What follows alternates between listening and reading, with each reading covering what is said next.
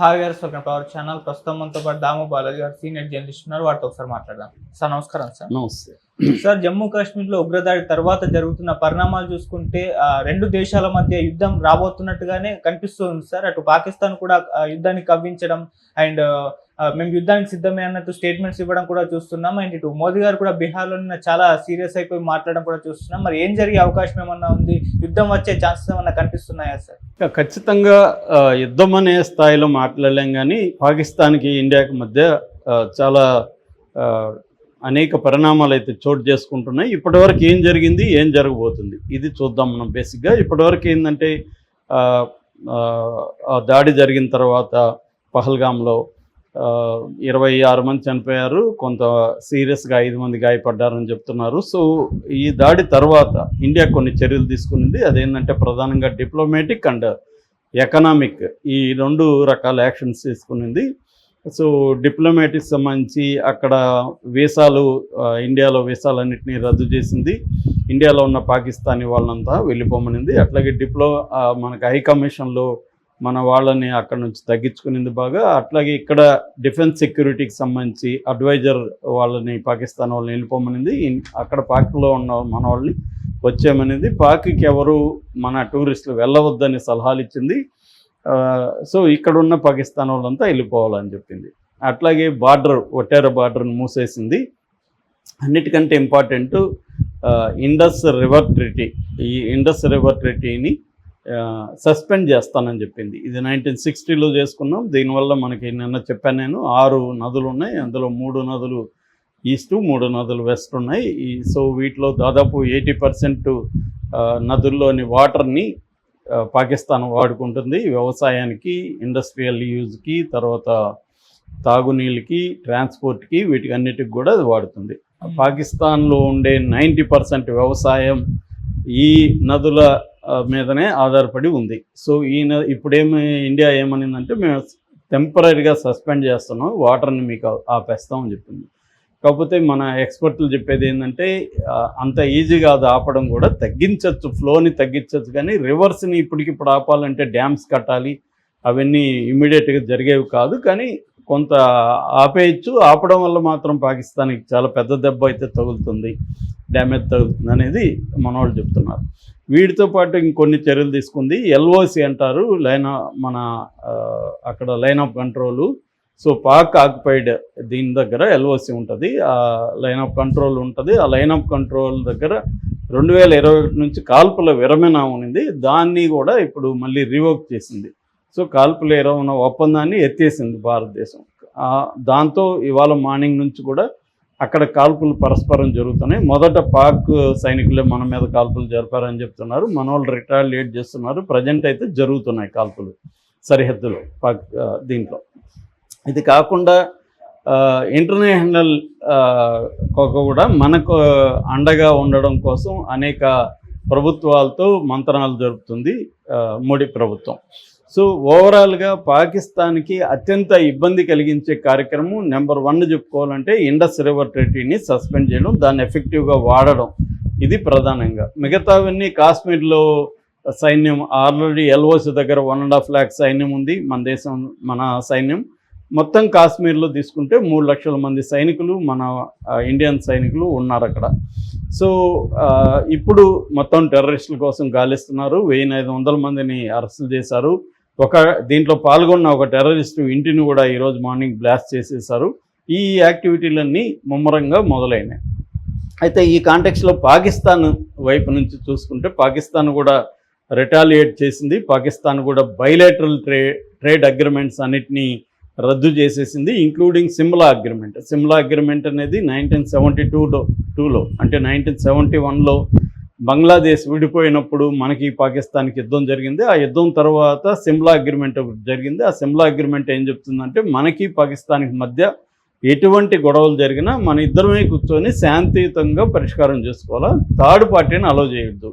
అంటే వేరే గవర్నమెంట్ కావచ్చు, వేరే దేశం కావచ్చు, వేరే బాడీస్ కావచ్చు, ఇంటర్నేషనల్ బాడీస్ ఇంటర్వ్యూన్ కాకుండా మనం మాత్రమే బైలేటరల్గా పరిష్కరించుకోవాలనేది ఆ ఒప్పందం. సో ఆ ఒప్పందాన్ని కూడా పాకిస్తాన్ రద్దు చేసింది. అలాగే వాగా బార్డర్ను మూసేసింది పాకిస్తాన్ కూడా వీసాలు రద్దు చేయడం, ఒక సిక్కులు మాత్రం మా దేశానికి రావచ్చు, మిగతా ఎవరు ఇండియా నుంచి రావడానికి లేదని డిక్లేర్ చేసింది. డిప్లొమాట్స్ని వాళ్ళు కూడా వెనక తీసుకున్నారు. ఇది మామూలుగా జరిగింది. అయితే ఇప్పుడు పాకిస్తాన్ ఒక తీవ్రమైన హెచ్చరిక చేసింది. అదేంటంటే మీరు కానీ ఇండస్ రివర్ ట్రెటీని కానీ బ్రేక్ చేస్తే, ఇండస్ వాటర్ ట్రెటీ అంటారు దాన్ని, IWT, ఆ ఇండస్ వాటర్ ట్రెటీని కానీ మీరు బ్రేక్ చేస్తే ఇది మేము యాక్ట్ ఆఫ్ వార్గా పరిగణిస్తాం, అంటే యుద్ధ చర్యగా పరిగణించి మా రిటాలియేషన్ వేరే ఉంటుంది అనేది పాకిస్తాన్ తీవ్రంగా హెచ్చరించింది.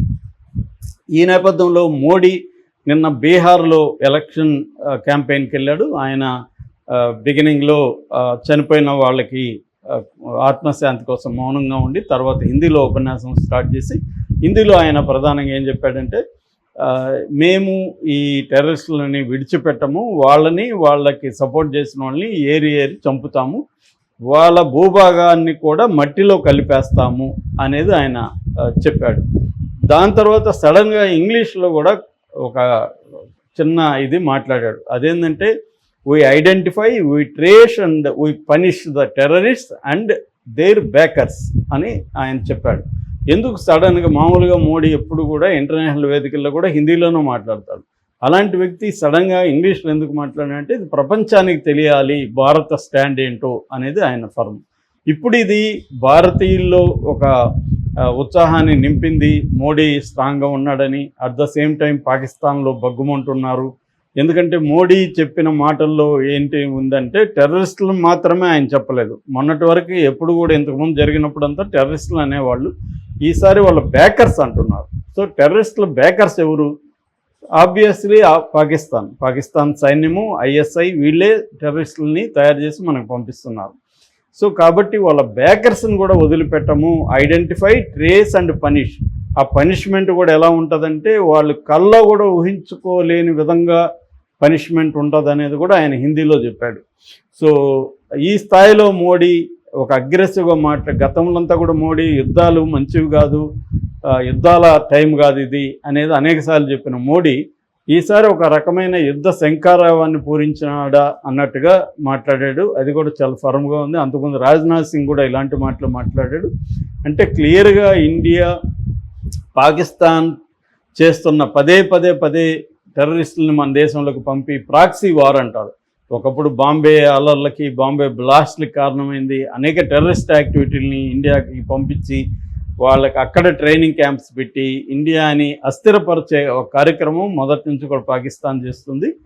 దీన్ని గట్టిగా ఎదుర్కోవాలి. ఎన్ని యుద్ధాలు వచ్చినా కూడా, మేము దాదాపు 4 యుద్ధాలు వచ్చినా కూడా ఎప్పుడు ఇండస్ రివర్ ట్రెటీని సస్పెండ్ చేయలేదు. ఈసారి మాత్రం మేము సస్పెండ్ చేస్తున్నామని చెప్తున్నారు. ఇది ఖచ్చితంగా పాకిస్తాన్ని హర్ట్ చేస్తుంది. ఒకటి ట్రేడ్ మనకి పెద్ద ఏం లేదు. మొత్తం మన ట్రేడ్లో 0.5% వాళ్ళతో ట్రేడ్ ఉంది మనకి. కాబట్టి అది పెద్ద మనకేం ఎఫెక్ట్ లేదు, కానీ పాకిస్తాన్కి అది పెద్ద ఎఫెక్ట్ అవుతుంది. అలాగే ఇప్పుడు ఈ నీళ్లు అనేది మేజర్ ప్రాబ్లం. ఎందుకంటే పాకిస్తాన్లో డామినెంట్ క్లాస్ కానీ మిలిటరీలో ప్రధానమైంది కానీ పాకిస్తాన్లో ఉండే పంజాబ్ ప్రావిన్స్, ఆ పంజాబ్ ప్రావిన్స్ మీదనే ఇది ఎఫెక్ట్ అవుతుంది.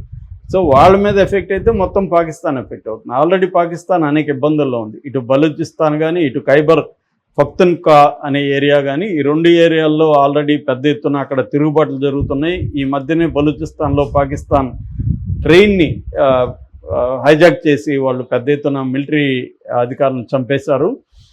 అట్లాగే ఆఫ్ఘనిస్తాన్ కూడా పాకిస్తాన్కి వ్యతిరేకంగా మారిపోయింది. ఆఫ్ఘనిస్తాన్తో కూడా యుద్ధాలు జరుగుతున్నాయి. ఒక పక్క చైనాతో కూడా ఇబ్బందులు మొదలైనాయి ఎకనామిక్గా.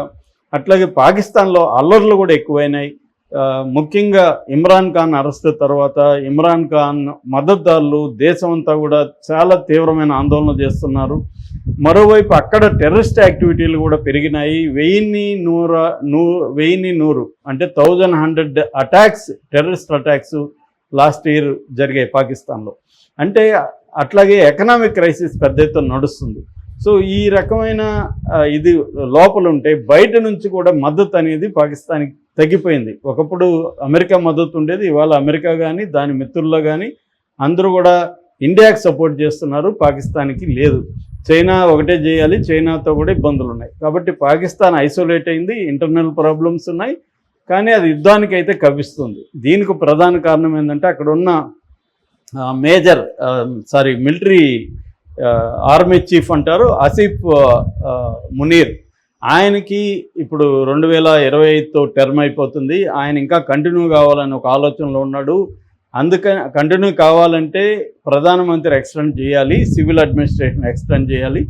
అది చేయించుకోవడానికి తర్వాత తనకి వ్యతిరేకత పెరుగుతుంది, దాన్ని తగ్గించుకోవడానికి ఈ కార్యక్రమానికి ఆయన తెరలేపాడనేది ఒక వార్త వస్తుంది. సో తెలిసే చేశాడు అతను. ఇండియా ఎలా రియాక్ట్ అవుతుందో కూడా తెలిసే చేశాడు. సో ఇప్పుడు ఇండియా ముందున్న కర్తవ్యం ఏంటంటే ఆల్ అవుట్ వార్ అనేది అసాధ్యం. ఎందుకంటే నేను నిన్నే చెప్పాను, వాళ్ళకు కూడా ఈ న్యూక్లియర్ వార్ హెడ్స్ అనేవి దాదాపు 170 ఉన్నాయి. మన దగ్గర 172 ఉంటే వాళ్ళకి 170 ఉన్నాయి. అది కూడా మనమేమో ఫస్ట్ మనం ప్రయోగించకూడదని మనం నిర్ణయించుకున్నాం. కానీ వాళ్ళకి అలాంటి నిర్ణయం ఏం లేదు, వాళ్ళు ఫస్ట్ కూడా వేయచ్చు. అట్లాగే వాళ్ళు టెస్ట్ కూడా 1998లో వాళ్ళు చగై అనే చోట 2 సార్లు టెస్ట్ చేశారు. మనం కూడా అదే ఇయర్లో పోఖ్రాన్లో phase 2 టెస్ట్ చేసాం. కాబట్టి వాళ్ళు రెడీగా ఉన్నారు. ఒకవేళ ఆల్ అవుట్ వార్ జరిగి న్యూక్లియర్ స్థాయికి వెళ్తే ఎవరు కూడా గెలవు. ఇండియా మనం అనుకోవచ్చు మనం జనాలు ఎక్కువ ఉన్నాం కదా, వాళ్ళు తక్కువ ఉన్నారని. తక్కువ ఉన్నా ఎక్కువ ఉన్నా నష్టం కూడా అదే రేంజ్లో జరుగుతుంది. కాబట్టి ఇద్దరికీ నష్టమే అది, మిగతా ప్రపంచానికి కూడా ఇబ్బంది. కాబట్టి న్యూక్లియర్ వార్ వచ్చే పరిస్థితి ఉండదు. అయితే మనం ఏంటంటే టార్గెటెడ్గా అటాక్స్ చేయడం, కోవర్ట్ ఆపరేషన్స్ చేయడం, మన రా ఏజెన్సీలో ఆల్రెడీ అక్కడ ఉన్నారు. అట్లాగే ఇంటర్నల్గా అక్కడ ఉన్న తిరుగుబాటుదారులకు మనం హెల్ప్ చేయడం, వాళ్ళ ఎకనామిక్గా వాళ్ళని బ్లీడ్ చేయడం అంటారు, అంటే రక్తాన్ని పీల్చేయడం. ఈ బ్లాక్ ఛానల్ డిప్లొమసీ అంటారు. అలాంటివి ఇప్పుడు ఆప్షన్స్ మన ముందు ఉన్నాయి. మిలిటరీ ఆప్షన్స్ ఏమో మనం టార్గెట్గా ఎక్కడైతే టెర్రరిస్టులు ఉన్నారో వాళ్ళ మీద అటాక్ చేయాలి. అది చేయాలంటే వాళ్ళకి కూడా తెలుసు కదా వీళ్ళు చేస్తారని. గతంలో మనం